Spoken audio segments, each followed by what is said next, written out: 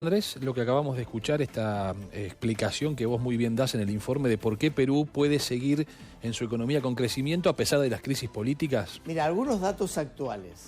La pobreza bajó del 20,3% que existía en el año 2001 al 5,8% en este año. Sí.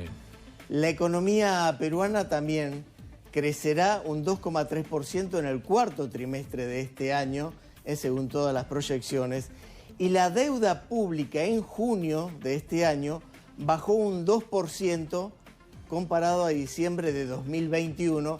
Quiere decir que a pesar de la crisis política del actual presidente, había cosas que se estaban haciendo muy bien, porque si no, no bajaría la deuda pública. Y los constantes cambios de gabinete también hay que decirlo, porque era constante el cambio de gabinete. Cambió más de 70 ministros. El último fue en noviembre. Sí, hay, bueno, claramente, vigas de la estructura de andamiaje de la economía peruana que no se tocan, no se modifican, pasen los gobiernos, pasen los funcionarios o pasen los ministros. Exactamente.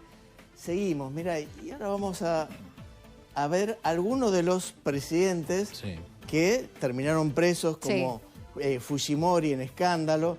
Él gobernó el país desde 1990 al 2000, pero algunos datos económicos son muchos, pero separamos de cada uno de los tres que mencionamos en el informe. Mira, en los primeros 14 meses del gobierno de Fujimori redujo la hiperinflación del 30% mensual, de entre el 30 y el 40 mensual, al 4% mensual.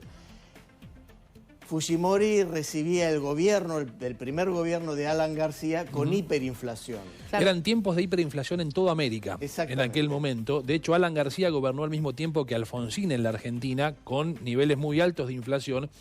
Y Fujimori llega al gobierno, reduce la inflación, igual que en la Argentina lo hace Menem con la convertibilidad. Exactamente. Bueno, purga 25 años de prisión por distintos hechos de corrupción y otros de su gobierno.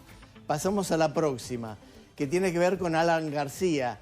En su segundo gobierno, entre 2006 y 2011, el PBI creció cerca del 8% en el primer año, y a lo largo de los 5 años de mandato de su segundo gobierno, el PBI del país aumentó en promedio un 7,2%. Y pasamos a la última, y ya tiene que ver... Estas son tasas chinas, ¿eh? Sí. El crecimiento del 7 anual es tasa china. Esto explica el fenómeno económico de Perú.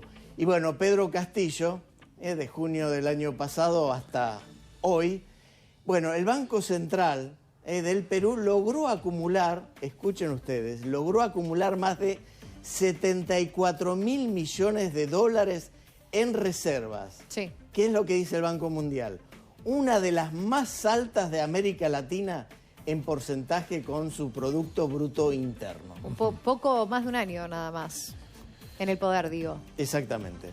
Bueno, aquí queda claro que el mundo sigue mirando a Perú como una opción muy apetecible para invertir, por una razón central, vos lo explicabas en el informe, Andrés, y es que Perú ha generado confianza en el manejo de su economía, reglas claras que perduran en el tiempo, más allá de las discusiones políticas. Queríamos compartir también esta placa que muestra la solvencia de la economía peruana a pesar de las crisis políticas y a pesar de los cambios de presidente. Miren, este es el desempeño de las monedas frente al dólar en lo que va del 2022. ¿Qué monedas se apreciaron contra el dólar y cuáles se depreciaron? En rojo las que se depreciaron. No, lo nuestro directamente para no mirarlo. En verde, claro, en verde vemos el peso uruguayo, el real brasileño y el sol peruano en tercer lugar. A pesar de las crisis políticas, el sol peruano vale cada vez más contra el dólar. Después aparece el peso mexicano, ¿no? Pero fíjense qué dato interesantísimo que termina de consolidar efectivamente esto que recién decíamos.